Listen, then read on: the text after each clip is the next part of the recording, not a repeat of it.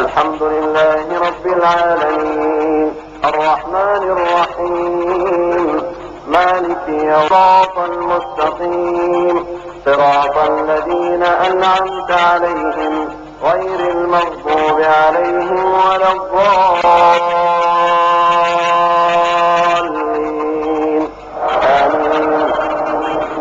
آمين. ونعوذ بالله من شرور أنفسنا ومن سيئات أعمالنا من يهده الله فلا مضل له ومن يضلل فلا هادي له وأشهد أن لا إله إلا الله وحده لا شريك له وأشهد أن محمدا عبده ورسوله أما بعد. கண்ணியத்திற்குரிய எல்லாம் அல்ல அல்லாஹு ஜல்ல ஷானஹு தஆலாவின் நல்லடியார்களே, அல்லாஹுடைய பேரர்களால் அவனுடைய மார்க்கத்தை அறிந்து கொள்ள வேண்டும் என்ற நோக்கத்திலே நாம் எல்லாம் இங்கே குழுமி இருக்கிறோம். நாளைய தினம் ஈதுல் அல்ஹா என்ற ஹஜ் பெருநாள் பண்டிகையை நாம் கொண்டாடவிருக்கிறோம். இந்த பண்டிகையில தொழுகை என்ற ஒரு வணக்கம், குர்பானி என்ற உலுஹியா என்ற ஒரு தியாகம், அல்லாஹ்வை அதிகம் அதிகம் தக்பீர் செய்கின்ற அவனை பெருமைப்படுத்துகின்ற வாசகங்களை முழங்குதல் போன்ற பல வணக்கங்கள் பெருநாள் தினத்திலே செய்ய வேண்டியவையாக இருக்கின்றன. முதலாவதாக பெருநாளுடைய தொழுகை. இந்த தொழுகையுடைய முறை எப்படி இருக்க வேண்டும், இதை நாம் முதலில் அறிந்து கொள்ள வேண்டும். நபிகள் நாயகம் ஸல்லல்லாஹு அலைஹி வஸல்லம் அவர்கள் தம்முடைய வாழ்நாளில் நடத்திய எல்லா பெருநாள் தொழுகைகளையும் சிதலில் தான் நடத்தியிருக்கிறார்கள். பள்ளிவாசல்ல நடத்தினதே இல்லை. பெருமானார் ஸல்லல்லாஹு அலைஹி வஸல்லம் அவர்கள் அவங்க வாழ்நாளில் நடத்தின எந்த பெருநாள் தொழுகையையும் பள்ளிவாசல்ல நடத்தினது கிடையாது. எல்லா பெருநாள் தொழுகையும் பொதுவான திடல் முசல்லா என்று சொல்லி ஒரு திடல் இருக்கும். அந்த திடல்ல போய்தான் பெருநாள் தொழுகைய பெருமானார் ஸல்லல்லாஹு அலைஹி வஸல்லம் அவங்க நடத்தியிருக்கிறாங்க. அந்த மாதிரி ஒரு திடல் நமக்கு இருக்குமானால் அதுல நடத்துவதுதான் சரியான நபிவழி. அப்படி இல்லை என்று சொன்னா அடுத்த வருடத்திலேயாவது அதற்கான ஏற்பாடுகள் நம்ம என்ன செய்யணும். இத்தனை ஆண்டுகள் ஆயிடுச்சு. நம்ம வேற வழி இல்லாததுனால பள்ளிவாசல்கள்லையும் கட்டிடங்கள்லையும் தான் நம்ம என்ன செய்யறோம், தொழுதுகிட்டு இருக்கிறோம். திறந்த வெளியில தான் பெருமானார் ஸல்லல்லாஹு அலைஹி வஸல்லம் அவர்கள் அந்த பெருநாள் தொழுகையை நடத்தியிருக்கிறாங்க. பள்ளிவாசல்ல இல்ல. அந்த சுன்னத்தை நமக்கு பேண முடியாது. ஏன்னா பெருநாள் தொழுகைக்கும் மற்ற தொழுகைக்கும் மத்தியில பெருசா ஒன்னும் வித்தியாசம் கிடையாது. குறிப்பிட்ட சில வேறுபாடுகள் இருக்குது. கியாமு நிக்கிறோம், அதே மாதிரி நிக்கணும். ருக்குல வித்தியாசம் கிடையாது. சஜிதாவுல பெருநாளைக்கு விசேஷமான சஜிதா கிடையாது. அத்தஹியாத் இருப்புல வித்தியாசம் கிடையாது. என்ன வித்தியாசம் கேட்டா சில வித்தியாசங்கள் இருக்கு.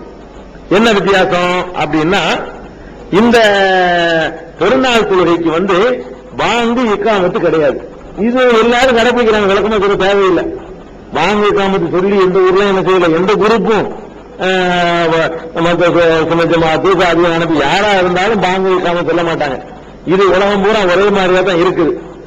ஆனால் இது ஹதீஸ்ல இருந்து நீங்க விளங்கி சொல்லணும். செய்யறதுனால நம்ம எழுந்து போயிடக்கூடாதுல்ல, அதுக்காக அதையும் தெரிஞ்சுக்கிறோன்னு பெருமானார் ஸல்லல்லாஹு அலைஹி வஸல்லம் அவர்கள் அண்ணன் நபி ஸல்லல்லாஹு அலைஹி வஸல்லம் ஸல்லல் ஈத பிலா அஸானின் வலா இகாமத்தின், பாங்கும் இகாமத்தும் இல்லாமல் தான் பெருமானார் ஸல்லல்லாஹு அலைஹி வஸல்லம் அவர்கள் பெருநாள் தொழுகையை தொழுதார்கள் அப்படின்னு புகாரியில் இருக்குது, அபூதாவுதில் இருக்குது, இன்னும் பல ஹதீஸ் நூல்கள்ல இந்த செய்தி இடம்பெற்றிருக்குது. இந்த ஹதீஸ் அடிப்படையில தான் எல்லா மருகக்காரங்களும் எல்லா ஷியாக்களும் போராக்களும் எல்லாரும் எந்த ஜமாத்திலும் என்ன கிடையாது, பெருநாள் தொழுகைக்கு ஒரு பாங்கு சொல்லி யாரும் அழைப்பது கிடையாது, இகாமத்தும் சொல்வது கிடையாது. அது சுன்னத்தா இருக்கு. எல்லாரும் ஏகமனதான் என்ன செய்யறாங்க, பெருமானார் ஸல்லல்லாஹு அலைஹி வஸல்லம் உடைய அந்த சுன்னத்தை முழு அளவுக்கு கடைபிடிக்கிறாங்க.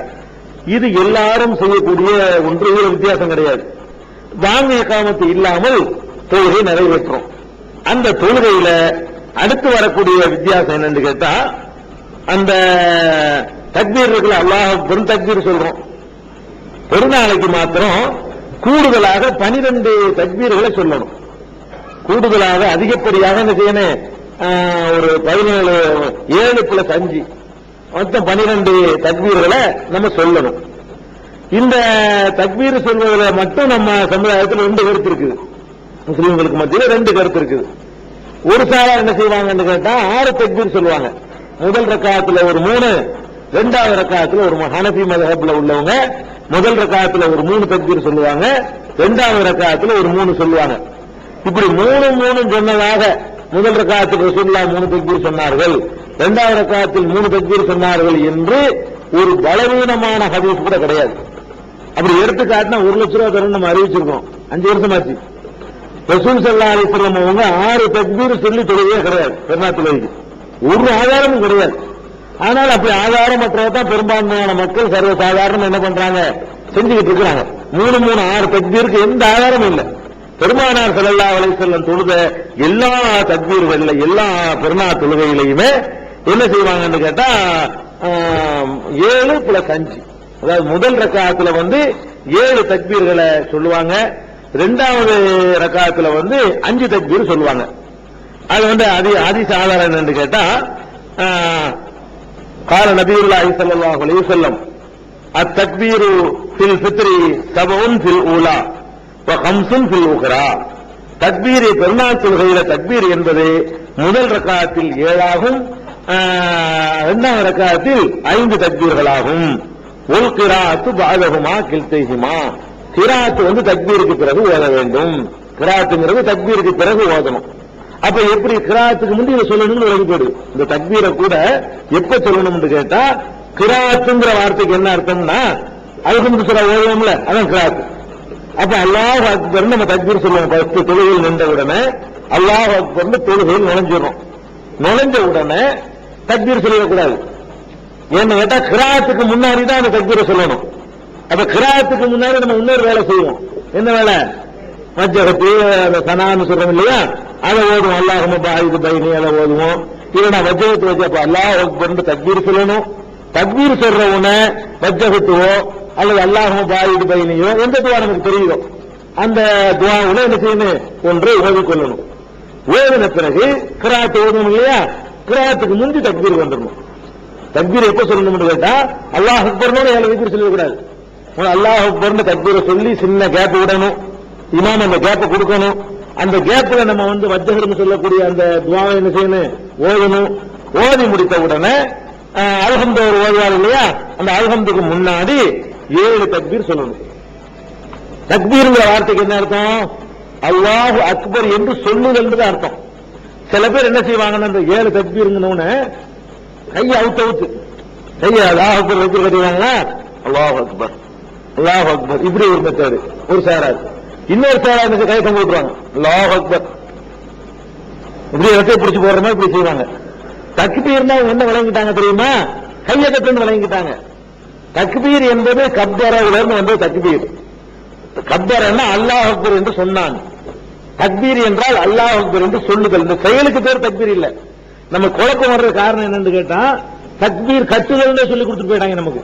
தக்பீர் என்பது கட்டுறது கிடையாது. தக்பீர் என்பது சொல்லுதல். தக்பீர் சொல்லி கையை கட்டுதல், அது வேற விஷயம். அல்லாஹ் அக்பர்னு பேரும் என்ன பேரு, என்ன பேர் கூட சொல்லுங்க, கட்டுறது. நீங்க இந்த கட்டுன்ற வார்த்தை நமக்கு என்ன வந்துருதுன்னா, தக்பீர் நேரத்தில் கட்ட நினைக்கிறோம். அப்படி கிடையாது. தக்பீர் என்று சொன்னாலேயே அல்லாஹ் அக்பர் என்று சொல். தஸ்பீர்னா என்ன? சுப்ஹான் அல்லாஹ் சொல்லுதல். தஹ்மீத் என்றால் அல்ஹம்துலில்லாஹ் சொல்லுதல்.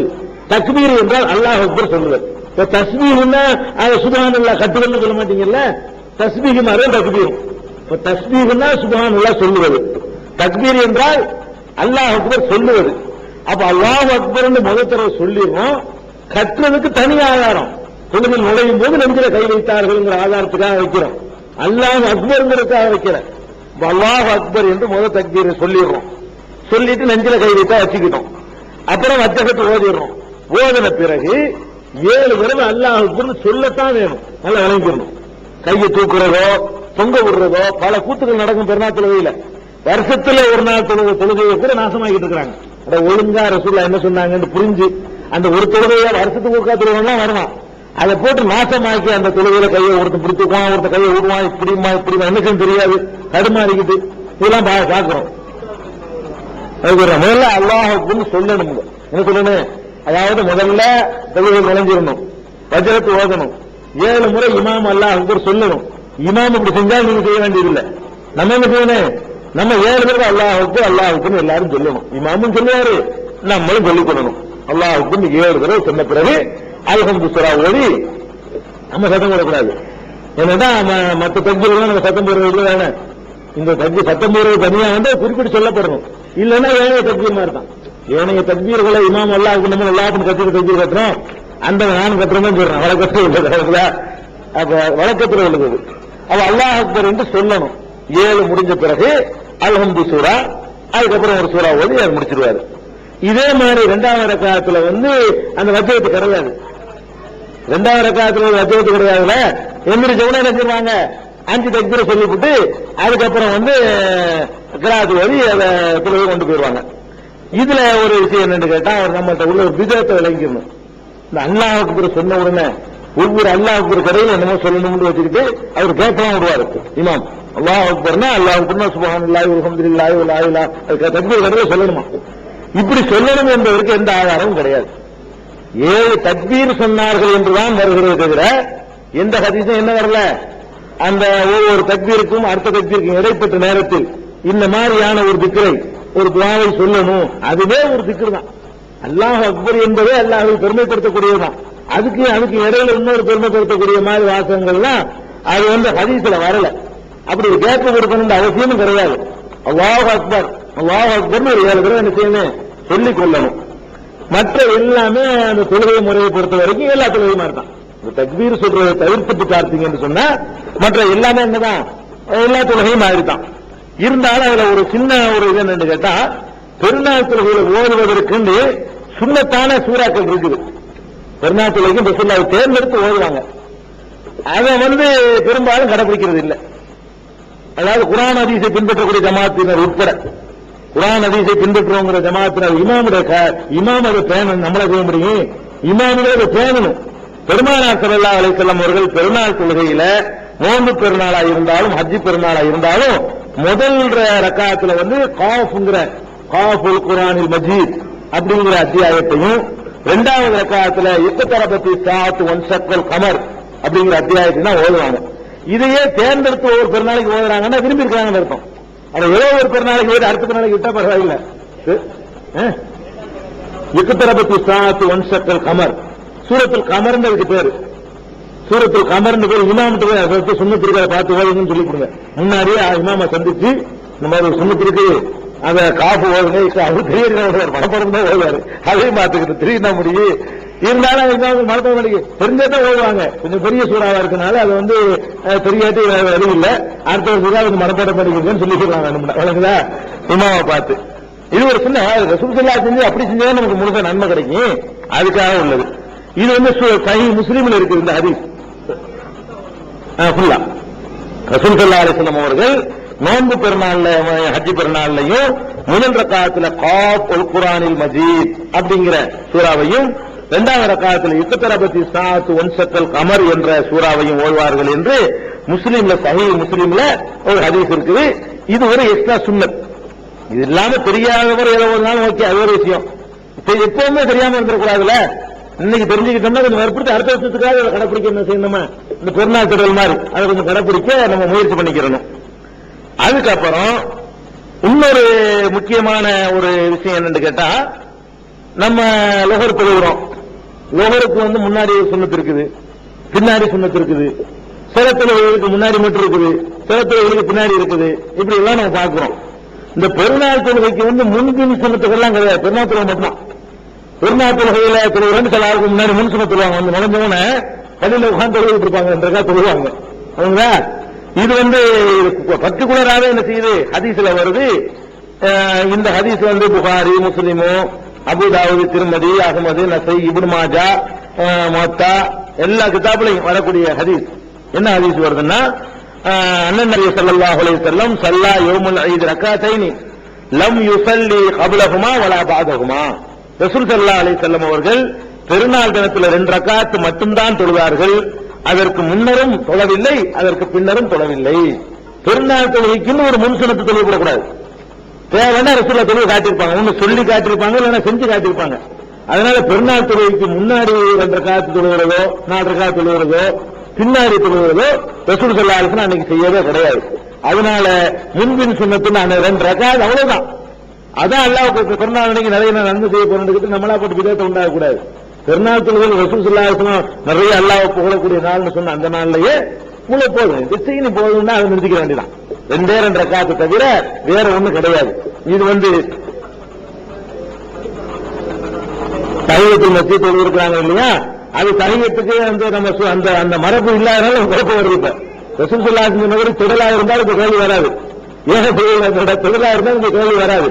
இப்ப பெருநாள் தொழுகைன்னு வரும் பொழுது நமக்கு பள்ளிவாசல் நுழையும் போது உள்ள தொழுகைங்கிறது ஒண்ணு வருது. அது நுழையிறதுக்குள்ள எப்ப நுழைஞ்சாலும் தொழுகணும் ஒரு ஆர்டர் இருக்கணும், அதுக்கு தொழுகை சொல்லலாம். பெருநாளுடைய சுன்னத்துன்னு சொல்லி சொல்லக்கூடாது. அது எப்ப நுழைஞ்சாலும் சும்மா இமாம் பயான் பண்ணிட்டு தான் தொழுவோம். இமாம குத்பா ஓதுனா கேட்கிற கடமை இருக்குது, அப்படி நம்ம நுழைஞ்சா கூட தொழணுங்கிற தனி கட்டளை. ஆனா இது எதனால இந்த குழப்பம் வருதுன்னா நம்ம நடந்ததுல வருது. இது அடுத்த வருஷத்துக்கு செய்யாத பாத்துக்கணும். பெடலை பிடிச்சிட்டோம்னு சொன்னா தஹிய்யத்துல் மஸ்ஜித்ங்கிற கொஸ்டின் வராது. ஒரு பெடலை பிடிச்சிட்டோம் வைங்களேன், பள்ளிக்கு தொழ வேண்டிய நுழைவதற்கு தொழ வேண்டிய 2 ரக்காத்துங்கிற பேச்சே வராது. இப்போ உள்ள சூழ்நிலைக்கு வரும், அது நம்ம பேனாதனால வர்றது. அது ஒண்ணு. இது இதுல ஒரு வித்தியாசம் இருக்கு தொழுகையில. இதாச்சா. அடுத்தது அடுத்த வித்தியாசம் என்னன்னு கேட்டா மற்ற தொழுகை மாதிரி தான். அடுத்தது பெருநாள் தொழுகையில குத்துபா உண்டு. ஜும்மாவுக்கு குத்துபா இருக்குல்ல, சொற்பொழிவு. இதே மாதிரி பெருநாள் தொழுகைக்கு சொல்லி ஒரு குத்துபா உண்டு. இந்த குத்துபாவுல என்ன வித்தியாசம் கேட்டா, நம்ம ஜும்மா தொழுகையில என்ன பண்ணுவோம்னு கேட்டா குத்துபாவுக்கு பிந்தி தொழுவோம். ஜும்மா வெள்ளிக்கிழமையில் என்ன பண்ணுவோம், முதல்ல சொற்பொழிவு நடக்கும், சொற்பொழிவுக்கு பின்னாடி தொழுகை நடக்கும்.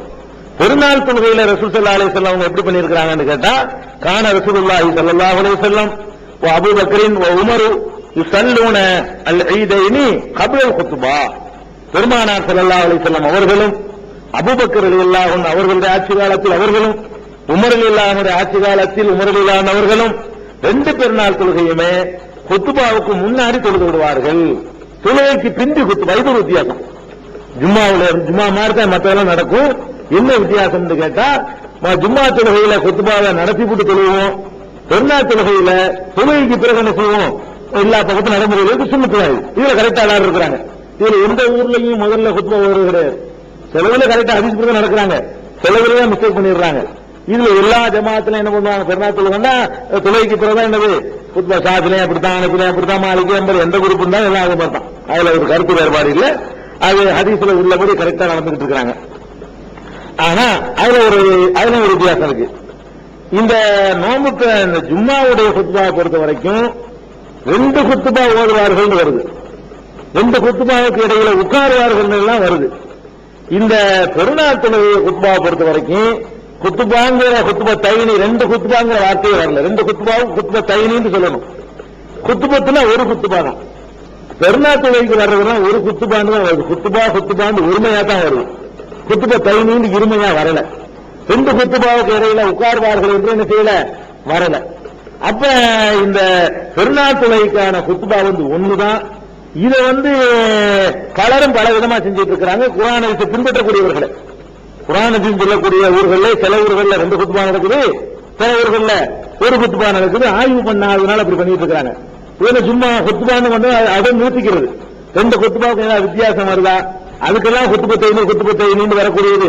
இதுக்கு 2 2 சொல்லியிருப்பாங்க, இது 2 சொல்லியிருப்பாங்க.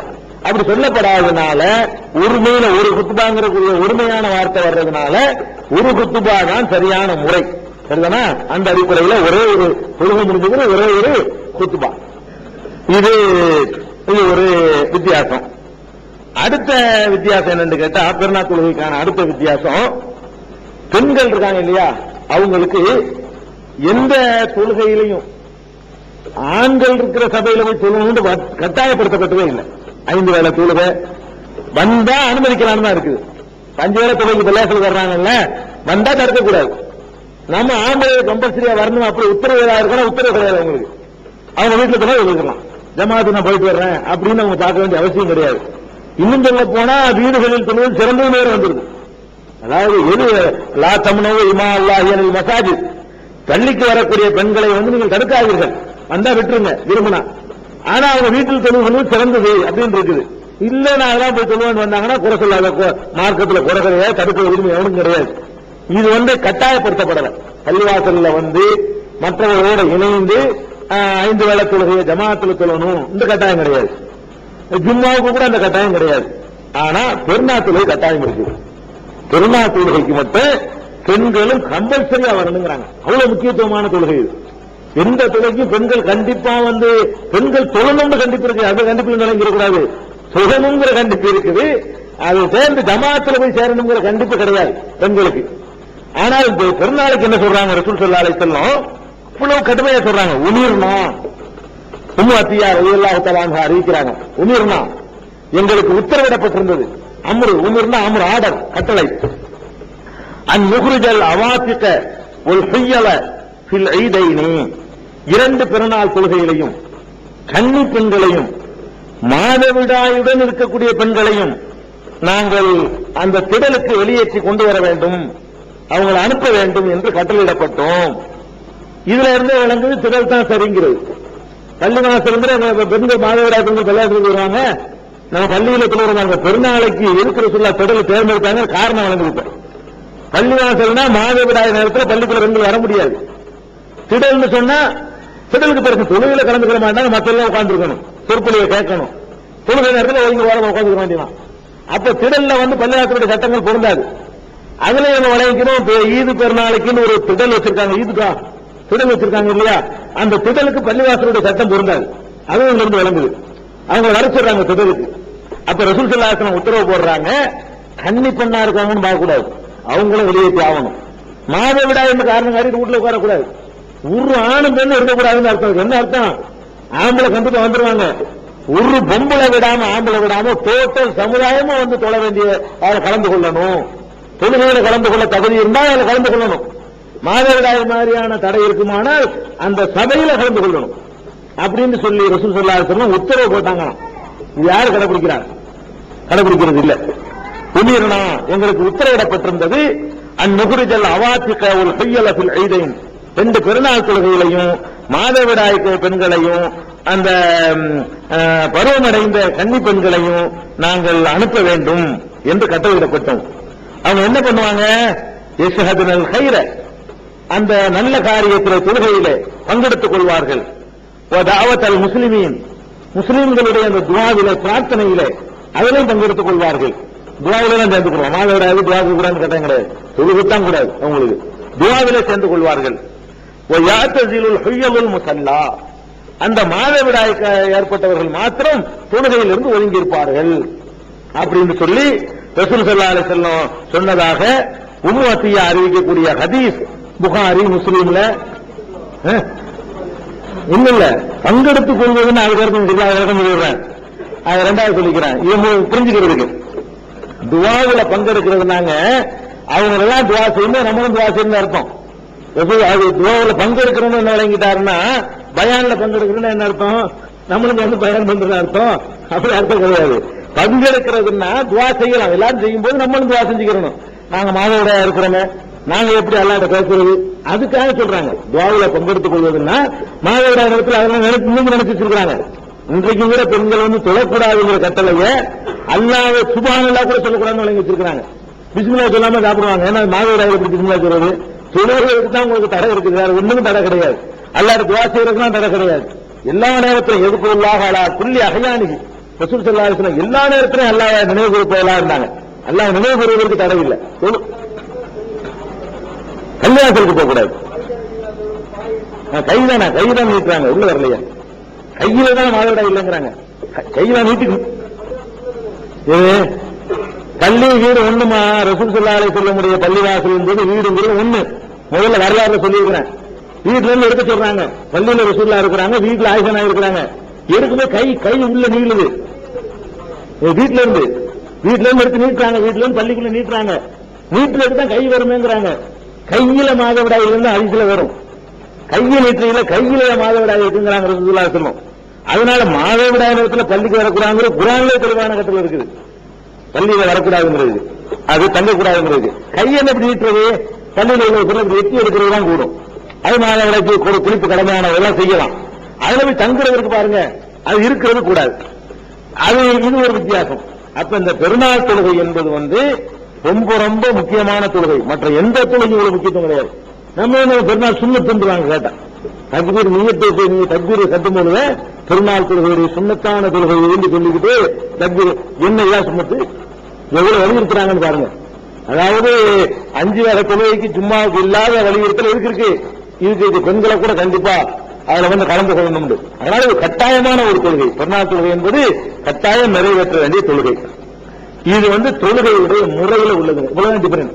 தொழுகை மற்ற விஷயங்கள் எல்லாம் மற்ற தொழுகை மாதிரி தான். மற்ற தொழுகைகள் எப்படியோ அதே மாதிரி தான் அந்த தொழுகைகளும். இது போக பெருநாள் தினத்தில் இருக்கும்ல, அதுல அன்றைய தினம் செய்கிற முதல் காரியமே தொழுகைதான். பெருமானார் ஸல்லல்லாஹு அலைஹி வஸல்லம் அன்றைய தினம் செய்கிற முதல் காரியமே தொழுகைதான் வருது. அதனால இந்த பெருநாள் தொழுகை என்பதை முடிஞ்ச வரைக்கும் அந்த சூரியன் உதிச்ச உடனேயே எவ்வளவு சீக்கிரம் முடியுமோ அவ்வளவு சீக்கிரம் தொழுகணும். சில ஊர்களில் 11 மணிக்கு 12 மணிக்கு 12 மணி அப்படி இதெல்லாம் அவ்வளவு லேட் பண்றதெல்லாம் கிடையாது. இன்னும் சொல்ல போனா இந்த பெருநாள் தொழுகையில பாருங்க, 2 பெருநாளைக்கு 2 வித்தியாசம் இருக்கு. நோன்பு பெருநாளுக்கு ஹஜ் பெருநாளைக்கும் சாப்பிடுவதில் வித்தியாசம் இருக்குது. என்ன வித்தியாசம்? ஹஜ் பெருநாள் தொழுகையா இருந்தால் தொழுதுட்டு போய் தான் சாப்பிடுவாங்க ரசூல் ஸல்லல்லாஹு அலைஹி வஸல்லம். நோன்பு பெருநாள் தொழுகையா இருந்தால் சாப்பிட்டு தொழுவாங்க. அப்படிங்கும் பொழுது அதுலயும் அவர்கள் சாப்பிடுவது அந்த குர்பானியுடையதாக இருக்கும் வருது. அதை கொண்டு சாப்பிடுவாங்க.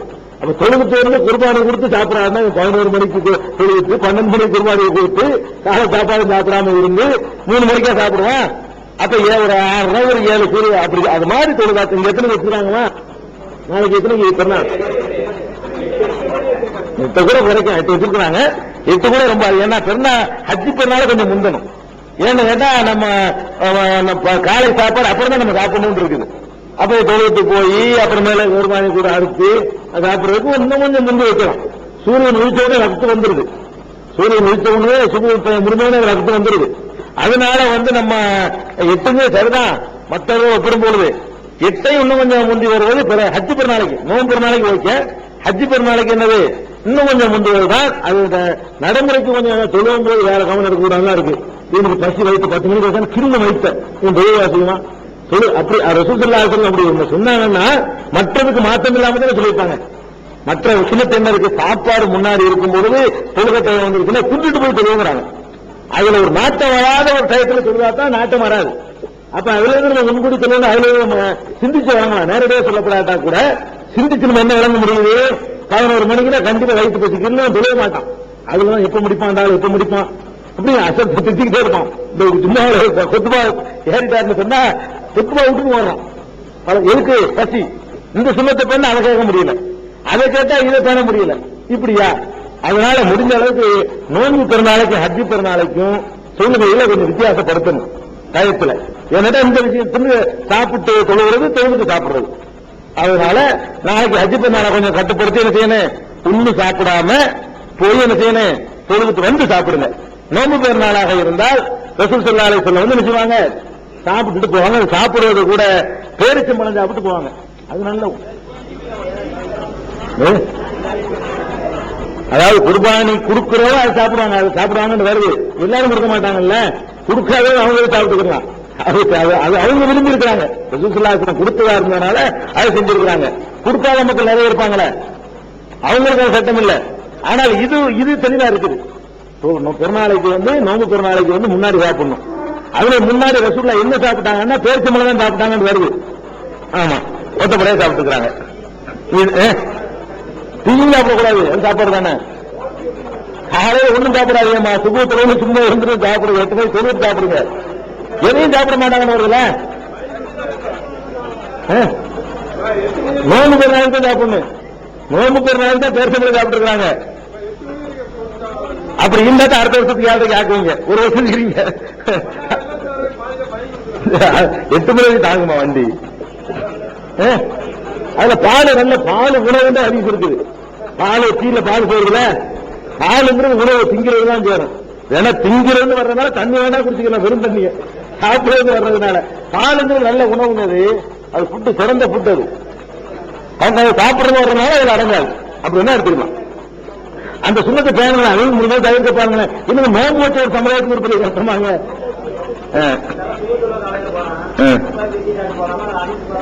அதையும் தவிர்த்து விட்டீங்கன்னா இந்த சுண்ணத்தை முழுசா பேண்டியான்னு அர்த்தம், நன்மை கூட கிடைக்கும். ரசூல் ஸல்லல்லாஹு அலைஹி வஸல்லம் செஞ்ச மாதிரி ஒரு நாளைக்கு செஞ்சுட்டோம்னா இந்தாங்க அது காத்திருந்து தின்பது அது ஒரு இன்பம் இருக்குங்க. இந்த பெருநாளுக்கு அந்த சாப்பிடுறது தனி டேஸ்ட் கிடைக்கும். கொஞ்சம் காத்திருந்து ஒண்ணும் திங்காம போய் அன்னைக்கு சாப்பிட்டு பாத்தீங்கன்னா அதுல ஒரு கூடுதல் மகிழ்ச்சி கிடைக்கும். அது போல சவால் கிடைக்குது, அதான் முக்கியம் நமக்கு. அதனால இந்த சாப்பிடுற விஷயத்துல நாளைக்கு ஹஜ் பெருநாளா இருக்கிறதுனால தொழுத பிறகு சாப்பிடுங்க, அது ஒரு நன்மை இருக்கு, அது ஒரு சுண்ணத்து இருக்கு. இதை பெரும்பாலும் பேணுவது இல்லை, அதை பேணிக் கொள்ள வேண்டும். இன்னும் அங்க என்ன சலசலப்பு. சரி, அடுத்தது இந்த பெருநாளைக்கு ரசூல் ஸல்லல்லாஹு அலைஹி வஸல்லம் அவர்கள் வர்றோம் இல்லையா, தேடலுக்கோ கல்யாணம் இல்ல வரும், வந்தோம்னு சொன்னா பாதையை மாற்றி கொள்வார்கள் இருக்கு ஹதீஸ்ல. தொழுகைக்கு போவதற்கு எந்த பாதையில் போனார்களோ திரும்புறது வேற பாதையில் திரும்பி வருவார்கள். ரசூல் ஸல்லல்லாஹு அலைஹி வஸல்லம் அவர்கள் எப்ப பெருநாள் தொழுகைக்கு வந்தாலும் சரி காலபத்தரி பாதையை மாற்றி விடுவார்கள். வர்ற வழியில போக மாட்டாங்க. எந்த வழியில வரணும் கணக்கு கிடையாது. இந்த பக்கம் வந்தீங்கன்னா அந்த பக்கம் போங்க, அவ்வளவுதான். ரெண்டு வழி இருக்கத்தானே செய்யும். ஏதாவது ஒரு பக்கத்தில் செய்யணும், ஒரு பாதையை மாற்றிக் கொள்வார்கள். ஒரு ஹதீஸ் சஹீஹ் புகாரியில் இடம்பெற்றிருக்கிறது. இது ஒரு தடவை நடந்தது, தொடர்ந்து வழக்கமா செஞ்சிருக்கனால ஒரே ஒரு தற்செயல் சொல்ல முடியாது. வழக்கமா வைத்திருந்தார்கள் என்று வர்றதுனால அது ஒரு தேர்ந்தெடுத்து செஞ்சிருக்காங்க ரசூல் ஸல்லல்லாஹு அலைஹி வஸல்லம். நம்ம அதையும் பெருநாள் அன்னைக்கு அந்த சந்தோஷத்தை கடைபிடிக்கிற அந்த நாள்ல எல்லாத்தையும் இபாதத்தை ஆக்கிக்கணும், எல்லாத்தையும் வணக்கமாக ஆக்கிக்கணும். அடுத்தது பெருநாள் தினத்துல புத்தாடை அணிகிறது.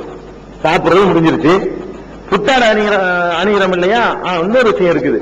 இந்த தொழுகையில 7 தக்பீர் சொல்றாங்க இல்லையா. இந்த 7 தக்பீர்ல சில ஜமாத்துகள்ல குர்ஆனை பின்பற்றக்கூடிய ஜமாத்துகள்ல கைகளை உயர்த்துவதற்கு ஒரு ஆதாரம் சொல்லுவாங்க. இப்ப தொழுகையில் தக்பீர் கையை உயர்த்தணும் இல்லையா, அது மாதிரி 7 தக்பீர்களையும் கையை உயர்த்தணும் அப்படிங்கிறதுக்கு பைஹக்கில ஒரு ஹதீஸ் இருக்கிற ஆதாரமாக காட்டி பல பகுதிகளில் அகல ஹதீஸ் பள்ளிகள் எல்லாம் பல பள்ளிகளில் கைகளை உயர்த்துவாங்க. ஆனால் கைகளை உயர்த்துவதற்கு எந்த ஒரு ஹதீஸுமே கிடையாது. ரசூல் ஸல்லல்லாஹு அலைஹி வஸல்லம் அவர்கள் இந்த 7 தக்பீர்ல கையை உயர்த்தினது, தொழுகையில நுழையும் போது கையை உயர்த்துவோம் ஆதாரம் இருக்குது. ருக்குவுக்கு போகும்போது கையை உயர்த்துவோம், ருக்குவுல இருந்து வந்த பிறகு கையை உயர்த்துவோம். இந்த 7லையும் 5லையும் கையை உயர்த்திருக்க ஹதீஸ் இருக்கான்னு கேட்டா ஒரு ஹதீஸும் கிடையாது. ரசூல் ஸல்லல்லாஹு அலைஹி வஸல்லம் அப்படி செஞ்சதாக எந்த ஒருதும் கிடையாது. ஆனா உமர் ரலியல்லாஹு அன்ஹு அப்படி உயர்த்திருக்கிறார்கள். அப்படி ஒரு தக்பீர் சொல்லும் பொழுது கையை உயர்த்திருக்கிறார்கள், ஜனாசாவிலையும் பெருநாள் தொழுகையிலையும் அப்படின்ற ஒரு செய்தி பைஹக்கில இடம்பெற்றிருக்கிறது. பைஹக்கிலே அவரே அந்த ஹதீஸை போட்டு என்ன பண்ணிடுறாருன்னு கேட்டா வஹாதா முன்கத்தியன். இது எதுக்கு சொல்றேன்னு கேட்டா கடைப்பிடிக்கிறதுனால சொல்றேன். இது நம்ம பள்ளிவாசல்கள்ல கடைப்பிடிக்கிறதுனால, அதாவது கையை உயர்த்துக்கு ஆதாரம் இருக்குது. உமர் ரலியல்லாஹு அன்ஹு சொல்லியிருக்கிறாங்க, பைஹக்கில் இருக்குமாங்க. பைஹக்கில் அந்த கிதாபில் அவரே சொல்லி போடுறாரு, இது முன்கத்தியன், அறிவிப்பாளர்கள் தொடர்பு விடுபட்டிருக்குது. உமர் சேர்ந்து அறிவிக்கிறவர் உமர் காலத்தில் உள்ளவர் அறிவிக்கணும். உமர் காலத்துக்கு பிந்தின காலத்தில் உள்ளவர் அறிவிச்சார்னு சொன்னா அந்த செய்தி ஏற்பட முடியாது. அது மாதிரி அறிவிப்பாளர் தொடர்ல ஒரு ஆள் விடுபட்டு போயிருக்கிற காரணத்தினால் உமர் செஞ்சாங்க என்பதே சரியில்லை. முதல்ல ரசூலுல்லாஹ் செஞ்சதை பின்பற்றுங்க. ரசூல் ஸல்லல்லாஹு அலைஹி வஸல்லம் ஒவ்வொரு தக்பீர்லையும் கையை உயர்த்தினாங்க ஆதாரமே கிடையாது. உமர் செஞ்சார்கள் ஒன்று வருது, ஆனா சரியான செய்தி இல்லை, அதுவும் சரியில்லை. அதனால ரசூல் ஸல்லல்லாஹு அலைஹி வஸல்லம் செஞ்சதே கிடையாது, உமர் ரலியல்லாஹு அன்ஹு கையை உயர்த்தினா சொல்வதற்கு பலமான ஆதாரம் கிடையாது. அதனால அந்த கையை உயர்த்துவதை என்ன செய்யணுமா தவிர்த்து கொள்ளணும், ஆதாரம் கிடையாது. சரி, இது போக பெருநாள் அன்னைக்கு இது ஒரு நம்ம நடைமுறையில பெருநாள்னா புத்தாடைன்னு விளங்கி வச்சிருக்கோம். பெருநாள் என்ன செய்யணும் கம்பல்சரியா இதுக்காக கடனாளி போறோம். சந்தோஷமான நாள்ல என்ன செய்யறோம், தலைவருக்குரிய பாரபத்திக்கு வச்சுக்கிட்டு சொன்னதெல்லாம் ஒண்ணு அப்படி செஞ்சிடறோம். பெருநாளைக்கு புத்தாடை அணியணும் என்பது கட்டாயமும் இல்லை, அது ஒரு சுண்ணத்து கூட கிடையாது. நல்லா வழங்கிக்கணும். பெருநாளைக்கு புதுசா தான் எடுத்து ஆகணுங்கிறது ஒரு நபியோடு வரவேற்கத்தக்க ஒரு காரியம் கூட சொல்ல முடியாது. இருக்கிறதுல நல்ல அணிஞ்சிட்டு போயிட்டு இருக்க வேண்டியதான். தப்புன்னு குற்றம் சொல்ல வரல. இதுக்காக உலகத்தை திருப்திப்படுத்துறதுக்காக வேண்டி அவன் கடன் வாங்கி கடன் வாங்கி வட்டிக்கு வாங்கி வீட்டை விட்டு ஆசை வச்சு அதுக்காக மனுஷனை திருப்திப்படுத்துறதுக்காக வேண்டி கடனாளி ஆகுறாங்க. பெருநாள் மகிழ்ச்சிகரமா எங்க இருந்தா செய்யணும், நீங்க நான் என் புத்தாரையை பார்த்து நீங்க சர்டிபிகேட் கொடுக்கறதா செய்யணும் அவசியம் கிடையாது. பெருமானார் ஸல்லல்லாஹு அலைஹி வஸல்லம் அவங்கள்ட்ட வந்து ஒரு ஜுப்பா வந்து விற்கிது கடத்தருவுல. ஜுப்பா குளிர் ஆடை, நல்ல இறுக்கமான ஒரு ஆடை. அப்ப உமரலான வாங்கிட்டு வந்து அல்லாஹ்வுடைய தூதரே, இதை நீங்க விலைக்கு வாங்கிக்கிறீங்க, இதை பெருநாள் அன்னைக்கு நீங்க போட்டுக்கலாம், தூதுக்குழுவை சந்திக்கிறதுக்காக நீங்க போட்டுக்கலாம் அப்படின்னு அவர் சொல்றாரு. பெருநாளைக்கு தான் போட்டுக்கிறதுக்காக வேண்டிய, அதாவது ஒவ்வொரு பெருநாளுக்கு அதை மாட்டிக்கிறது. அப்படி பெருநாளுக்கு ஒன்றும் இல்லை, வருஷத்துக்கு ஒரு பெருநாளுக்கு ஒன்றும் இல்லை. பெருநாட்கள்ல வெளிநாட்டு மக்கள் தூதர்கள் வருவாங்க இல்லையா, வெளிநாட்டு தலைவர் பிரதிநிதிகள், அவங்களை சந்திக்க மதிக்க மாட்டாங்கல்ல, அது மாதிரி மன்னரா இருக்கிறாங்கல்ல, அது மாதிரியான ஒரு நேரங்கள்ல அணிந்து கொள்வதற்குன்னு ஒரு ஆடை நீங்க வாங்கி வச்சுக்கலாமே அப்படின்னு கேட்கும் பொழுது, இது எனக்கு தேவையில்லைன்றாங்க. அது ஒரு விஷயம், இதுல தேவையில்லைன்றாங்க. அந்த கதை, அந்த டாபிக் நல்ல விஷயம். இது என்ன வழங்குதுன்ற அந்த ஒரு ஆடையை தான் எல்லா நாளிலும் அணிஞ்சு, எல்லா பெருநாளையும் அணிஞ்சு கொள்ளலாமே ஒரு சொல்றாரு. அப்ப இது என்ன வழங்குதுன்னா, ரசூல் ஸல்லல்லாஹு அலைஹி வஸல்லம் காலத்துல ஜவுளிகள் எல்லாம் கிடையாது. ஒரு 10 பெருநாளைக்கு புதுசா எடுக்கணுங்கிற சாத்தியமும் கிடையாது. அதுக்குள்ள சக்தியும் அந்த மக்கள்கிட்ட கிடையாது. அது சுண்ணத்து நினைச்சாது இருந்தா எடுத்துட்டு குற்றம் ஒண்ணு கிடையாது. அது என்ன நினைச்சிட்டு கூடாது, பெருநாளைக்கு எடுக்கணும், அவனுக்கு கடன் வாங்கி எடுக்கணுமே, கடன் அதுக்கு மேல பாவம். நீங்க சுண்ணத்து நினைச்சுக்கிட்டு தப்பான செய்யட்டோ கடன் வாங்கி மூத்தா போயிட்டு அல்லாட்ட அவங்க நிற்பான், அங்க வந்து வேண்டாம் மறுமையில. அதனால இருந்தா எடுங்க, உங்கள்கிட்ட கடன் இல்லாம சிரமம் இல்லாமல் இருந்தால் எடுங்க. உலகத்தை திருப்தி படுத்துறதுக்காக நம்ம எல்லாரும் பாப்பானுங்கிறதுக்காக செய்யாதீங்க, இருக்கிறது நல்ல போயிடுவாங்க. அப்படித்தான் இஸ்லாத்தில் இருக்கிற புத்தாடை என்பது இஸ்லாத்துல சுண்ணத்து ஒண்ணும் கிடையாது. இருந்தா எடுத்துக்கொள்ளணும், சரியா? இதை கவனத்துல வைத்துக் கொள்ளணும். அது போக இந்த பெருநாள் தினத்துல ரசூல் ஸல்லல்லாஹு அலைஹி வஸல்லம் அவர்கள் அதிகமாக தக்பீர் சொல்லியிருக்கிறாங்க. அல்லாஹ் குர்ஆன்ல சொல்றான், இந்த சொல்லும் பொழுது ஒரு கப்திரு அலாமா ஹதாக்கும், நீங்க அல்லாஹ் உங்களுக்கு நேர்வழி காட்டுவதற்காக வேண்டி தக்பீர் சொல்ல வேண்டும். ஐயாமின் மாலுமாத், குறிப்பிட்ட அந்த நாட்களிலே நீங்கள் தக்பீர் சொல்ல வேண்டும் என்று அல்லாஹ் குர்ஆனிலே கட்டளையிடுறான். அதாவது தக்பீர் அல்லாஹ்வை அதிகம் பெருமைப்படுத்தணும். தக்பீர் சொல்றா என்ன, வெறும் அல்லாஹ் அக்பர் தக்பீர், அவ்வளவுதான். இருந்தாலும் பெருநாளைக்கு வந்து விசேஷமா தக்பீர் ஏதாவது உண்டா? அந்த தொழுகையில் நம்புறல நீங்க நடைமுறையில பாக்குறீங்க, ஒவ்வொரு 5 தொழுகைக்கு பின்னாடியும் இருக்கா ஒரு தக்பீர், ஒரு வாசகத்தை சொல்லி அது எல்லாரும் கோரஸா என்ன செய்வாங்க சொல்லுவாங்க. அந்த 5 நோம்பு பெருநாள், ஹஜ் பெருநாளா இருந்தா ஒரு 5 நாளைக்கு சொல்லுவாங்க, நோம்பு பெருநாளாக ஒரு நாளைக்கு சொல்லுவாங்க. அது சொல்ற காட்சியை பார்க்கிறோம், 5 வேளை சொல்றாங்க. இது இந்த மாதிரி தொழுகைக்கு பின்னாடி தக்பீர் சொல்றதுக்கு ஏதாவது ஆதாரம் இருக்கா? தக்பீர் சொல்ற என்ன அப்படின்னு சொல்லி நம்ம ஆய்வு பண்ணி பார்த்தோம்னு சொன்னா, இதுல வந்து பல கருத்து அறிஞர்களுக்கு மத்தியில ஒரு சாரார் சொல்றாங்க, எந்த தொழுகை தொழுதாலும் தக்பீர் பின்னாடி சொல்லணும், சுன்னத்து நபிலே எல்லாம் எந்த தொழுகையா இருந்தாலும் அதை வந்து தக்பீர் சொல்லணும் ஒரு சாரார். இன்னொரு சாரார் வந்து கடமைக்குத்தான் செய்யணுமே தவிர நபிலுக்கெல்லாம் கிடையாதுங்கிறாங்க இன்னொரு சாரார். இன்னொரு சாரார் சொல்றாங்க, ஆண்களுக்கு தான் இருக்கிறது பெண்களுக்கு கிடையாது அப்படிங்கிறாங்க இன்னொரு சாரார்.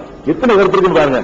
இன்னொரு சாரார் சொல்றாங்க, ஜமாத்தா இருந்தா தான் சொல்லணுமே தவிர தனியா லேட்டாவும் தனியா தொழுதா அவனே கிடையாது, கூட்டமா இருந்தா தான் சொல்லணுமே தவிர தனியா தொழுதா கிடையாது. இன்னொரு சாரார் சொல்றாங்க, உரிய நேரத்தில் தொழுதா தான் சொல்லணுமே தவிர நேரம் தவிர தக்க காரணத்தோட அப்படி தொழுகிற தொழுகைக்கு வந்து கிடையாது அப்படிங்கிற ஒரு சாரார். இன்னொரு சாரார் சொல்றாங்க, உள்ளூர்ல இருக்கிறவனுக்கு தான் சொல்லும் போது வெளியூருக்கு போனவனுக்கு கிடையாது, முசாஃபிர் கிடையாது அப்படிங்கிறாங்க. இன்னொரு சார் எத்தனை கருத்துன்னு பாருங்க, இவ்வளவு கருத்து இருக்கு. இன்னொரு சாரார் சொல்றாங்க, பெரிய ஊர்களுக்கு தான் மிஸ்ருக்கு தான் உண்டதை விட சின்ன குக்கிராமங்களுக்கு தான் கிடையாது. இதுல என்ன விளங்குதுன்னு கேட்டா, ரசூல் ஸல்லல்லாஹு அலைஹி வஸல்லம் தெளிவா எதுவும் சொல்லல. அது விளங்குது. இவ்வளவு கருத்து வருமா? இவ்வளவு கருத்து வர சான்ஸ் இல்ல. தேடி பாத்தீங்கன்னு சொன்னா, இந்த 5 வேளை தொழுகைக்கு பிறகு சொல்ல வேண்டும் என்று சொல்ல கிடையாது, சுன்னத்துக்கு பிறகு சொல்லுங்க என்று சொன்னது கிடையாது, அல்லது நபிக்கு பிறகு சொல்லுங்க சொன்னது கிடையாது, ஆண்கள் சொல்லுங்க பெண்கள் சொல்ல அப்படின்னு சொல்லுங்க. ரசூல் ஸல்லல்லாஹு அலைஹி வஸல்லம் ஒண்ணும் சொல்லல, பொதுவாக தக்பீர் சொல்லுங்க வருது. அதனால இது அவனவனுடைய இஷ்டத்தை பொறுத்தது. லிமிட் பண்ணி நிர்ணயிச்சு சொல்லாத விஷயங்கள் எல்லாம் யாரை பொறுத்தது? அதிகமா ஸலவாத் சொல்லுகிறாங்க ரசூல் ஸல்லல்லாஹு அலைஹி வஸல்லம். இது என்ன அர்த்தம்? நம்மளா நிர்ணயிச்சுக்கிட்டு 5 தொழுகைக்கு பின்னாடி சொல்ல முடியுமா? எனக்கு நான் 400 தடவை சொல்லுவேன், உங்களுக்கு 200 தடவை சொல்லுவீங்க, இவருக்கு 10 தடவை சொல்லிட்டு போவாரு, ஒருத்தருக்கு ஒரு தடவை தான் சொல்ல முடியும், அவர் சொல்லுவார். இது யாருடைய பொறுப்பு? ரசூல் ஸல்லல்லாஹு அலைஹி வஸல்லம் நிர்ணயிக்கலன்னு சொன்னா அந்த பொறுப்பு நம்மள்கிட்ட கொடுக்கப்படுது. அதிகம் செஞ்சுட்டு போங்க. உங்களுக்கு நேரம் கிடைக்கும் நடக்கும்போது வேற வார்த்தை சொல்லாம அல்லாஹ்வுக்கு என்ன தக்பீர் சொல்லணும்னு வருது. பின்னர் அது என்ன தக்பீர் பார்ப்போம். அல்லாஹ்வை தக்பீர் பண்ணுங்க, அதிகமா பண்ணுங்க அப்படிங்கறதான தவிர ஒவ்வொரு கடமைக்கு பின்னாடி சொல்லணும்னு திணிக்கிறது கூடாது. தப்பு யாரு செஞ்சாலும் தப்பு. நீங்க வாட்டுக்கு தொழில் கடமை செஞ்சுட்டு போங்க. இருக்கிறவங்க 3 சொல்லுவான், இன்னொருத்தவங்க தொழில் உட்காந்து 50 சொல்லிட்டு உட்காந்துருப்போம். உங்களுக்கு என்ன தொழிலை முடிஞ்சவனே ஒருத்தருக்கு 50 பேரை சொல்ல முடியும், 50 பேரை சொல்லுவான். ஒருத்தருக்கு 25 பேரை சொல்றதுக்கு விருப்பம் டைம் இருக்கு, அவன் அத்தனை பேரை சொல்லுவான். ஒருத்தர் 3 சொல்லுவான், ஒருத்தர் 1 எழுந்து போவான்னு நினைப்பான். நீங்க எல்லாத்துக்கும் சேர்த்து சகட்டு மணிக்கு 3 தீர்மானிக்கிறது நீங்க யாரு? யாருக்கு அந்த ரைட்டு கிடையாது. எங்க சொன்னாலும் தப்பு தான். அவரவர் விருப்பத்தில் விட்டுவிட வேண்டும். நிறைய சொல்லணும். எப்படி சொன்னாலும் அவரை தொழிலுக்கு பிறகு சொல்லுவது தப்பு இல்லை. அந்த யூனிஃபார்ம் இப்படித்தான் சொல்லணும் திணிக்கும்போது சொன்னது மாதிரி ஆகுதுல்ல. தப்பு எது வருதுன்னு கேட்டா இதை பார்க்க என்ன நினைக்கும், ஒவ்வொரு தொழிலுக்கு 3 சொல்லணும் போல இருக்கு நீங்க நினைக்கிறீங்க.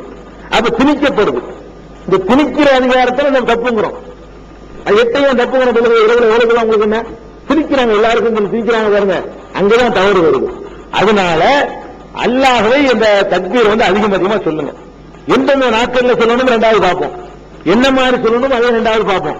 ஆனா தக்பீர் என்ன செய்யணும், எல்லாரும் அந்த அவரவர் விருப்பத்தின் பேர் சொல்லிக்கிறீங்க. நீங்க தொழுகையும் சொல்லுங்க, நடந்து போயிட்டு இருக்கீங்களா சொல்லிட்டே போங்களேன், ஊர்கலாயத்தை சொல்லிட்டே போங்களேன், வீட்டுல உட்கார்ந்து இருக்கீங்களா அப்ப சொல்லிட்டு சும்மா போகும்போது வரும்போது சொல்லுங்க. இந்த 5 நாள் தக்பீருக்குரிய நாள் நிறைய சொல்லிட்டு என்ன ஆச்சு தெரியுமா, இந்த தொழுகைக்கு பிறகு சொல்லணும் ஆக்கணும், வேற சொல்ல மாட்டேங்க. அதிகம் சொல்றது அவன் இஷ்டத்தில் விட்டுருக்காங்க. எல்லாரும் அந்த 13 எல்லாருக்கும் என்னது அந்த 15 நிப்பாட்டி நீங்க எல்லாருக்கும் 15 தீர்மானிக்க. நீங்க யாரு எங்க இஷ்டத்தில் கொடுங்க, நாங்க 150 சொல்லுவோம், 1000 சொல்லுவோம், எங்க விருப்பத்தில் உள்ளது உணர்ந்தமா இல்லையா? அப்படித்தானே விட்டுருக்காங்க. இது அவரவருடைய விருப்பத்தில் உள்ளது. இது எந்த ஆதாரம் காட்ட முடியாது. கடமைக்கு பின்னாடி காட்ட முடியாது, சுண்ணத்துக்கு பின்னாடி காட்ட முடியாது.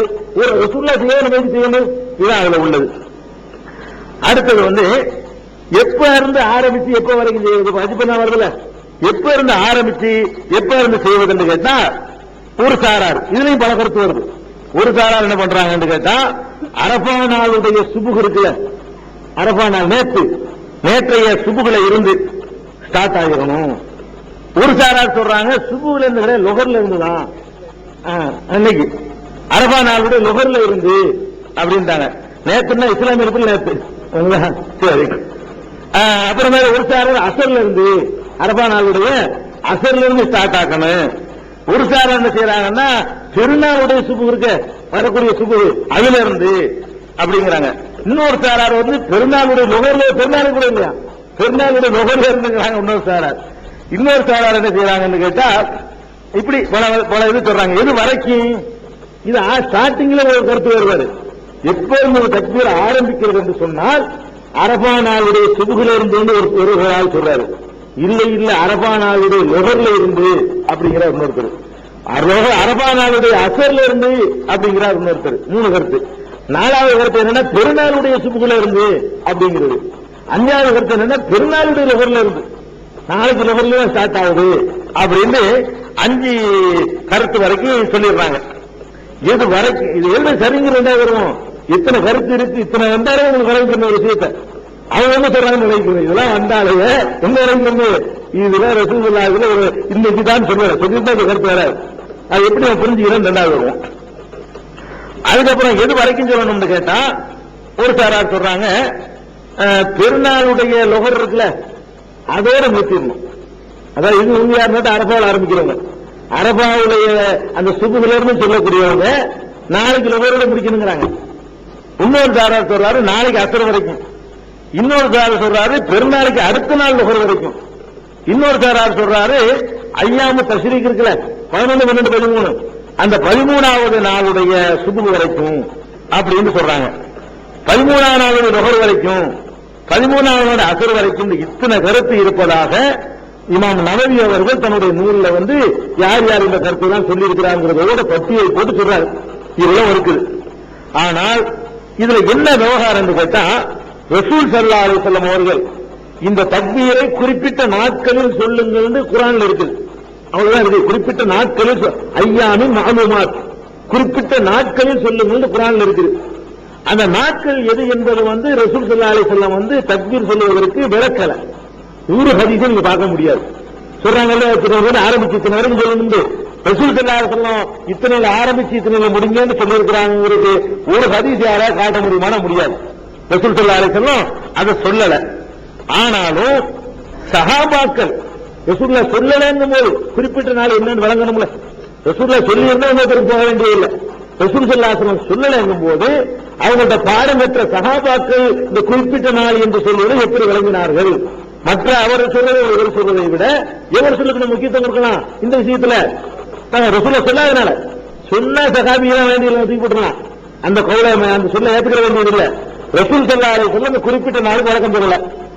நான் சொல்றேன், எனக்கு முந்தின ஆளுங்க சொல்றாங்க, சஹாபாக்களும் சொல்றாங்க. இப்ப யார் சொன்னதை ஏற்றுக்கிற முடியும்? சஹாபாக்கள் கருத்து வேறுபாடு இல்லாம ஒரே கருத்தில் நின்றிருப்பார்களே, ஆனால் அது ரசூலுல்லாஹ்விடம் விளங்கி சொல்றாங்க, அப்படிதான் புரிஞ்சுக்கிறணும். அப்ப இதுல அலி ரலியல்லாஹு அன்ஹு அவர்கள், இப்னு மஸ்ஊத் ரலியல்லாஹு அன்ஹு அவர்கள் அவங்க எல்லாம் என்ன சொல்றாங்கன்னு கேட்டா, அரஃபா நாளுடைய சுபுகுல இருந்து, அரஃபா நாளுடைய சுபுகு இருக்குல்ல, அந்த சுபுகுல இருந்து தக்பீர் ஆரம்பிச்சிடணும். சொல்லிட்டு பிறகு இல்ல, வரும்போதும் இப்போ நீங்க சொல்லிட்டு இருக்கோம். அரஃபா நாள் சுபுகுல இருந்து மினாவுல இருக்கக்கூடிய அந்த ஐயாமு தஸ்ரீக்குடைய கடைசி நாள் இருக்கு இல்லையா, அந்த 13வது நாளுடைய கடைசி டைம் வரைக்கும் என்ன செய்யணும்? கடைசி டைம் வரைந்து வருது. கடைசிங்கிற மகரிபு வரைக்கும், சூரிய மறைவு வரைக்கும் கடைசி இருக்குது. மறைஞ்சிட்டு அடுத்த நாள் வந்துருது. அது வரைக்கும் சஹாபாக்கள் எல்லாம் சொல்லி இருக்கிறார்கள் என்பதற்கு சஹீஹான அறிவிப்பு இருக்கு. அலி சொன்னாங்க, இப்னு மஸ்ஊத் சொன்னாங்க அப்படிங்கிறது. இதுக்கு மாற்றி வேற மாதிரி சொன்னது ஆதாரம் இல்ல. சஹாபாக்கள் சொன்னதா? வேற வேற அறிஞர்கள் தான் பல கருத்துக்களை சொல்றாங்க. சஹாபாக்கள் திறந்து வரக்கூடிய ஒரே ஆதாரப்பூர்வமான செய்தி இது மட்டும்தான். அப்ப நம்ம அரபாவில் ஆரம்பிச்சு ஐயாம 13வது நாளுடைய மகரிபு வரைக்கும், 13வது நாளுடைய மகரிபு வரைக்கும் நம்ம பாட்டுக்கு போகும்போதும் வரும்போது, நிற்கும் போது, உட்காரும் போது, எந்திரிக்கும் போதும், படுக்கும் போதும், டைம் கிடைக்கும் பொழுதெல்லாம் அல்லாஹ்வை அதிகமாக தக்பீர் சொல்லிக்கொள்ள வேண்டும். தக்பீர் சொல்லுங்க வருது. தக்பீர் எது அப்படின்னா நம்மளுடைய வகையான தக்பீர். அல்லாஹ் அக்பர், அல்லாஹ் அக்பர், அல்லாஹ் அக்பர் கபீரா, அல்ஹம்துலில்லாஹி கபீரா, சுப்ஹானல்லாஹி வ பிஹம்திஹி புக்ரத்தன் வ அஸீலா, லா இலாஹ இல்லல்லாஹு வஹ்தஹு வ ஸலக வஅதா வ நஸர அப்தா வ அஸ்ஸ ஜுந்தா வ ஹஸமல் அஹஸாத் வ ஹஸாத். என்னென்னமோ இதெல்லாம் ஹதீஸ்களில் உள்ள வாசகங்கள், பெருநாளைக்கு சொன்ன வாசகம் கிடையாது. ஹதீஸ்ல பல சந்தர்ப்பங்களில் ரசூல் ஸல்லல்லாஹு அலைஹி வஸல்லம் சொன்ன வாசகங்கள் முறையில் கருத்து வேறுபாடு கிடையாது. சுப்ஹானல்லாஹி வ அல்ஹம்துலில்லாஹி வ லா இலாஹ இல்லல்லாஹு சொன்னாங்க ரசூலுல்லாஹி ஸல்லல்லாஹு. பெருநாளைக்கு சொல்ற தக்பீர் அது? அதான் கேள்வி. ரசூல் ஸல்லல்லாஹு அலைஹி வஸல்லம் அவர்கள் இந்த தக்பீரை சொன்னார்கள் வரவே கிடையாது. தக்பீர் சொல்லணும் அவ்வளவுதான். அப்ப தக்பீருக்கு பொதுவான அர்த்தம் என்ன? அல்லாஹ் அக்பர் தான். தக்பீர்னு பொதுவா வந்தால் தொழுகையில நிற்கும் போது தக்பீர் சொன்னார்கள், அதுக்கு என்ன அர்த்தம்? அல்லாஹ் அக்பர் சொன்னார்கள். வெறுமனே தக்பீர் அருமையானால் அதுக்கு என்ன அர்த்தம்? அல்லாஹ் அக்பர், அல்லாஹ் அக்பர், அல்லாஹ் அக்பர் சொல்லிட்டு போயிட்டு இருக்க வேண்டியதான். அதுதான் இருக்குது.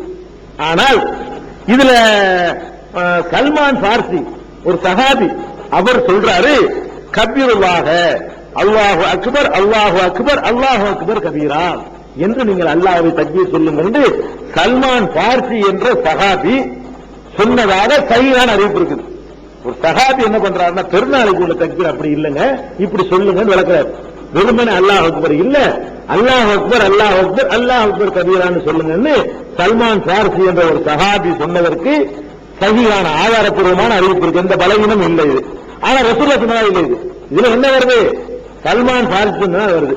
இந்த மாதிரி விஷயத்துல வேற கருத்து வரவே இல்லை. சல்மான் இந்த மாதிரி விஷயங்களை சுயமாவும் சொல்ல மாட்டாங்க. இந்த மாதிரி விஷயங்களை ஏதோ கேட்டுதான் சொல்ல முடியுமே தவிர அவர் இஷ்டத்துக்கு சொல்ல முடியாது. சஹாபாக்கள்லாம் ஏதோ ரசூல் ஸல்லல்லாஹு அலைஹி வஸல்லம் அறிந்த ஒன்றத்தை மக்கள் வெறும் தக்பீர் சொல்லும் பொழுது இப்படி சொல்லுங்கன்னு கற்றுக் கொடுக்கிறார். இந்த கற்றுக் கொடுக்கிறவர் கற்றுக் கொடுக்க மாட்டார். அப்ப ரசூல் ஸல்லல்லாஹு அலைஹி வஸல்லம் அவர்கள் அறிந்துதான் இதை கற்றுப்பார் என்று நாம் நினைத்தால் அல்லாஹ் அக்பர், அல்லாஹ் அக்பர், அல்லாஹ் அக்பர் கபீரான்னு சொல்லிக் கொள்ளலாம். அப்படிலாம் கிடையாது. அவர் சொன்ன போயிட்டு போறாரு நினைச்சீங்கன்னா அல்லாஹ் சொல்லிட்டு போங்க. இதுதான் நம்ம தீர்மானம் திணிக்க விட முடியாது. எதுவுமே அல்லாஹ் வெறும் தக்பீருக்கு என்ன அர்த்தம்? அல்லாஹ் அக்பர் சொல்றதுன்னு அர்த்தம். அல்லாஹ் அக்பர், அல்லாஹ் அக்பர், அல்லாஹ் சொல்லிட்டு லட்சம் தடவை சொல்லுங்க, அதான் தக்பீர். அல்லது சல்மான் பார்சி இப்படி வழக்கிருக்கிறாங்களே நினைத்தீர்களே, ஆனால் 3 அல்லாஹ் அக்பருக்கு ஒரு கபீரா, ஒரு 3 அல்லாஹ் அக்பர் சொல்லுங்க, ஒரு கபீரா போடுங்க. அல்லாஹ் அக்பர், அல்லாஹ் அக்பர், அல்லாஹ் அக்பர் கபீரா, அல்லாஹ் அக்பர், அல்லாஹ் அக்பர், அல்லாஹ் அக்பர் கபீரா. இவ்வளவுதான். அதுக்கு மேல உள்ளது கொண்டு கிடையாது, ஆதாரம் கிடையாது. அதுக்கு மேல என்னமோ சொல்றாங்க சதகவாதா, இதுக்குதான் ஒரு ஹதீஸும் ஒரு சகாபி சமூகம் இல்ல, ஆதாரமே கிடையாது. இதுதான் அதை பாருங்க. அகமது இமாம் அவர் காலத்துல உண்டாயிருக்கான். இமாம் அகமது இப்னு ஹம்பல், இஸ்ஹாக் அவர் ஒரு பெரிய இமாம். அவங்க சொல்றாங்க, இந்த காலத்துல நிறைய புதுசு புதுசா அந்த காலத்துல உண்டாயிருக்காங்க. அவர் சொல்றாரு அகமது இப்னு ஹம்பல் சொல்றாரு, 1000 வருஷத்துக்கு முன்னாடி அவர் சொல்றாரு, இந்த காலத்துல புதுசு புதுசா உண்டாக்கி விட்டார்கள், அசுலகா, அதுக்கு எந்த அடிப்படையும் இல்லைங்கிறாரு. அவர் காலத்துல புதுசா உண்டாக்கி இருக்கிறாங்க 1000 வருஷத்துக்கு முன்னாடியே. அவரை கண்டிக்கிறார், இவ்வளவுதான் நமக்கு தேடி பார்த்தா கிடைக்குது, இதுக்கு மேல என்னமோ சொல்றாங்க, இதுக்கு அடிப்படை இல்லைங்கிறாரு. அப்ப 1000 வருஷத்துக்கு முன்னாடி இதெல்லாம் ஏற்பட்டிருக்கு. இந்த நசரவாதா ஹஜ்ஜத் ஜிந்தாவெல்லாம் வந்திருக்குன்னு நினைக்கிறேன். நம்ம என்ன செய்வோம், ரெண்டில் எதை செஞ்சாலும் அவருக்கு தப்பு செய்யல. அல்லாஹ் அக்பர் மட்டும் நிறுத்திக்கொண்டு திருப்பி அதையே சொல்லிக் கொண்டிருந்தாலும் அதுவும் தக்பீர். 3க்கு ஒரு தடவை கபீரா சேர்த்து வச்சிருந்தாலும் அதுவும் தக்பீர். இதுதான் தக்பீருடைய விஷயம். அடுத்தது என்ன, இது முன்னாள் பிற ஒண்ணுமே சொல்ல வேண்டிய விஷயம், சொல்லி புண்ணியம் இல்லை.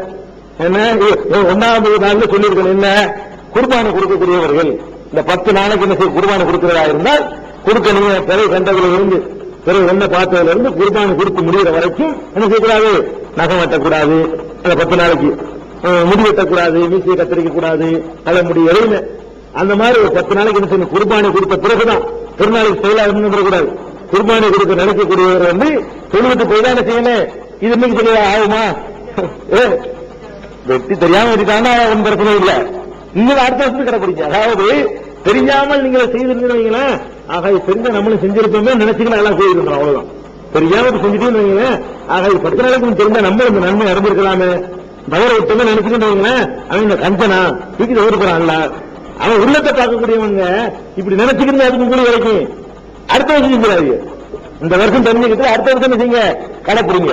அதனால இன்னும் கொஞ்சம் நேரத்தை கடைப்பிடிக்கலாம்ல, இது வரைக்கும் இல்லாட்டா கூட நாளைக்கு பெண்ண தொழில் வரைக்கும் ஒரு 12 மணி நேரத்துக்கு மேல இருக்கு, 12 மணி நேரம் இருக்கு, கரெக்டா 12 மணி நேரம் இருக்கு, 8 மணி தான் 12 மணி நேரத்தை கடைப்பிடிக்கலாம்ல, கடைப்பிடிச்சிட்டு தொழிலுக்கு போய் என்ன செய்யுங்க, அதெல்லாம் பண்ணிக்கிறங்க.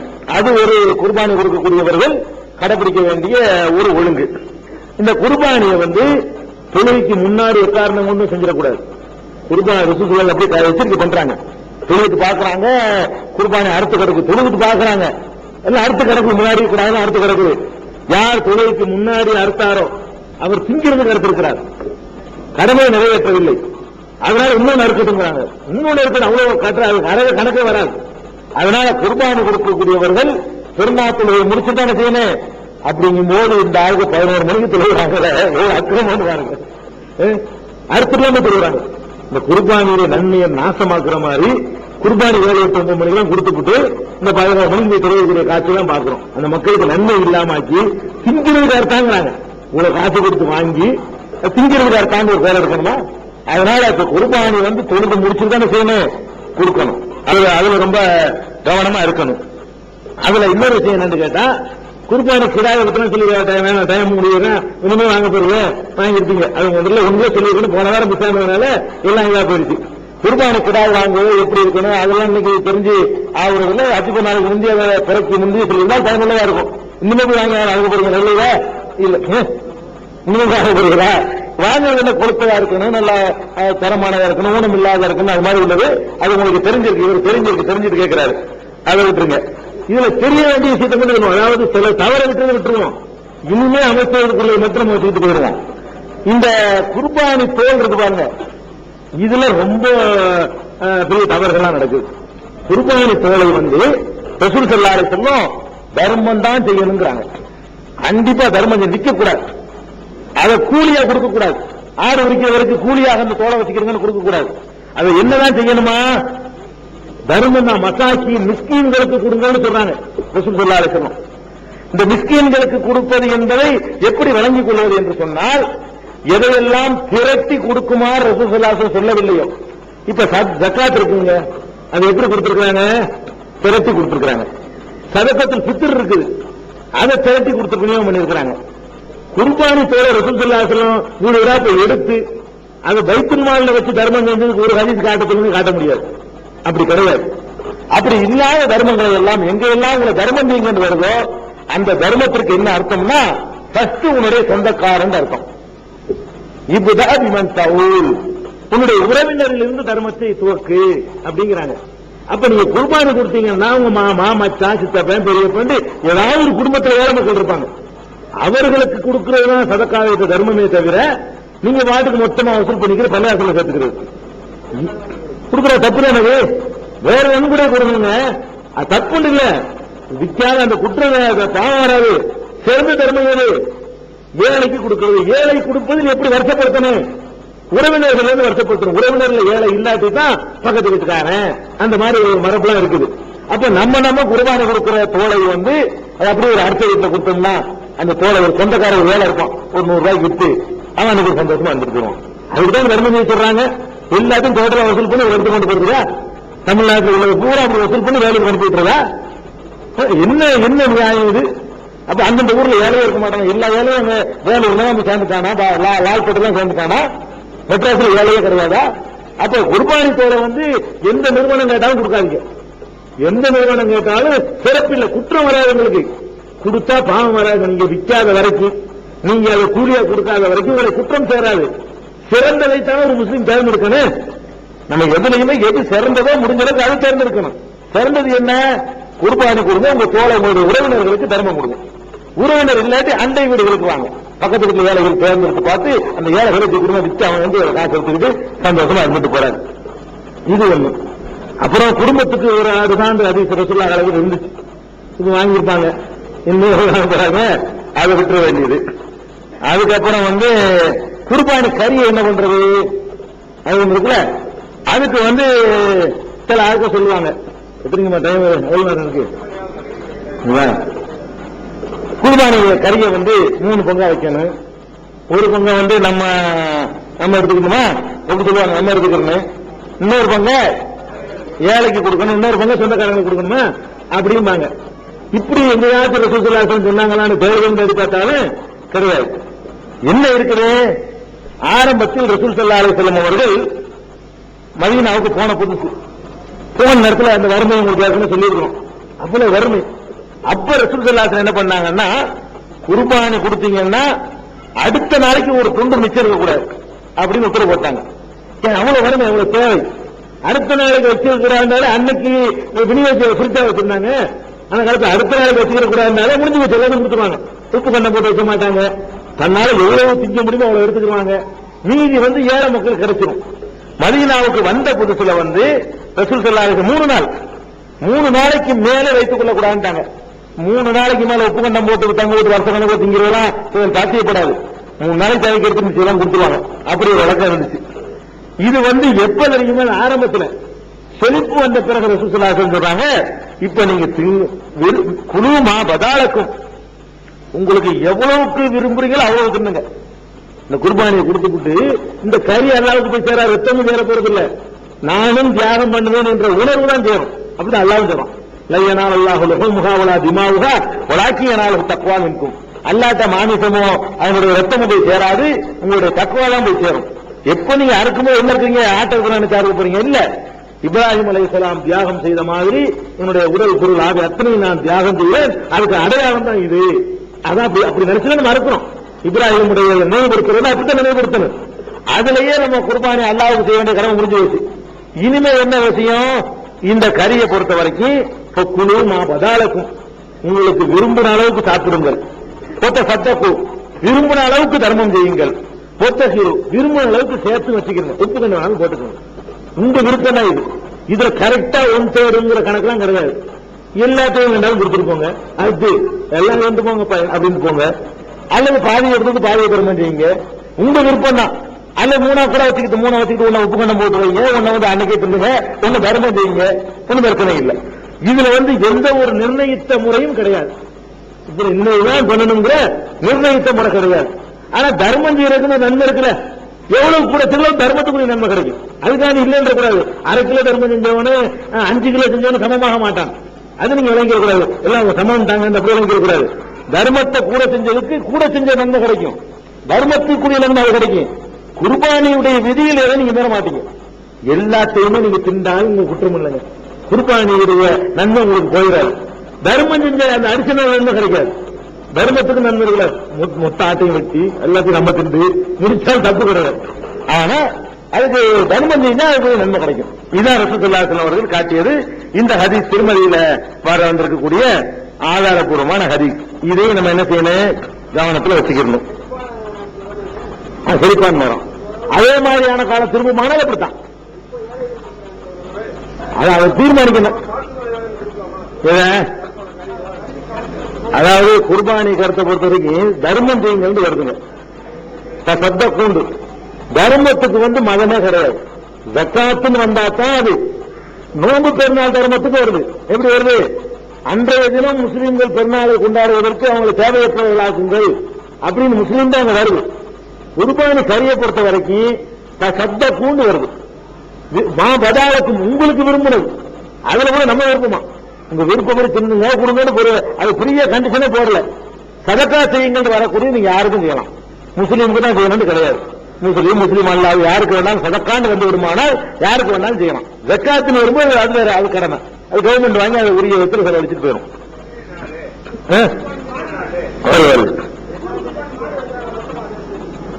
வீட்டு கொடுத்தானே செய்யலாம். அதாவது 7 பேருக்கு ஒரு மாடு இருக்கலாமுங்க. ஆடுனா ஒரு ஆளு, மாடுனா 7 பேரு. இது ஏன் அப்படி வருதுன்னா சுற்றுலாசலம் காலத்துல ஒரு மாடு 7 ஆட்டுக்குடைய விலை, அவ்வளவுதான் விஷயம். இப்ப ஆட்டுகளை விட மாட்டு விலை கம்மியா இருக்கு.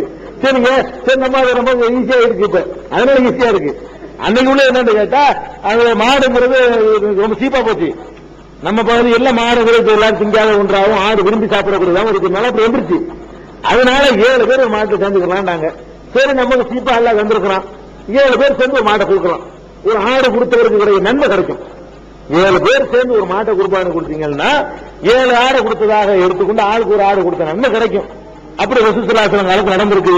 சேர்ந்து கொடுங்க, அந்த நன்மை கிடைக்கும். மதரசாவோட சேர்ந்து கொடுங்க, எவ்வளவு சேர்ந்து கொடுங்க.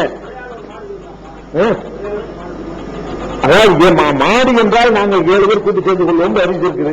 ஒரு குடும்பத்துக்கு 1 கொடுக்கணும் இருக்குது. அதனால என்ன வராது, ஆடு கொடுத்துருப்போம், ஒரு ஆள் கொடுத்தா இல்லைன்னா 7 கூட்டு சேர்ந்துக்கிறீங்க, அவ்வளவுதான். அடுத்தது இந்த குர்பானி கொடுக்கிறது இருக்குல்ல, பெருநாள் அன்னைக்கு தான் கொடுக்கணும். யௌமுன் நஹர் அறுக்கிற நாள் அந்த நாளுக்கு பேரு. நகர்னால அறுக்கிற நாள். பெருநாளைக்கு யௌமுன் நஹர்னு ஒரு பேர் இருக்கு, அறுக்கிற நாள். அன்னைக்கும் அறுக்கலாம். ஐயாமு தஸ்ரீக்குங்கிற 11, 12, 13 3 நாளே அறுக்கலாம். அன்னைக்கு அறுக்கலாம். ஹஜ்ஜில பாத்தீங்கன்னா 10 அறுப்பாங்க. நடைமுறைகளுக்கு அதிசயம் இருக்கு. 11 அறுக்கலாம், 12 அறுக்கலாம், 13 அறுக்கலாம். நிறைய அடுத்து சீசன் நாரி போகணும் தெரிஞ்சுன்னா அடுத்த நாள் எடுத்துட்டு போங்க. பெருநாள் அன்னைக்கு எல்லாரும் வாங்க கூட நாரி இல்லாம சில பகுதியில் போகுதுல, அப்படி வந்து அவ்வளவு பேர் அறுப்பாங்கன்றதுனால அவரை ஒரு அப்படி லூஸா விட்டுருக்கலாம். ஒரு 4 நாள் வரைக்கும் அந்த அவகாசம் கொடுத்துருக்கு. பெருநாள் அன்னைக்கு நல்லா இருங்க, அல்லது பெருநாளுக்கு அடுத்த நாள் இருக்கிறவங்க அடுத்த நாள் வரைக்கும் நம்ம வெட்டிடக்கூடாது. அந்த அந்த அறுக்கிற வரைக்கும் செய்யக்கூடாது, அதை செய்யக்கூடாது. அந்த கருத்துக்கு உட்பட்டு 13 சாயந்தரம் வரைக்கும் சில மகளிர் வரைக்கும் நம்ம கொடுத்துக் கொள்ளலாம். அது ஒண்ணு. வேற என்ன மாதிரி கேட்க வேண்டியது குர்பானி சம்பந்தமாக நான் மட்டுமே எடுத்துக்கிறேன். இதுல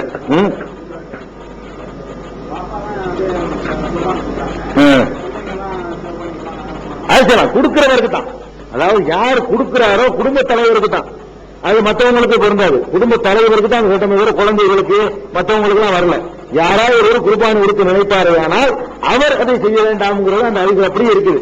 அதனால பிள்ளைகளுக்கு எது பிரச்சனை இல்லை.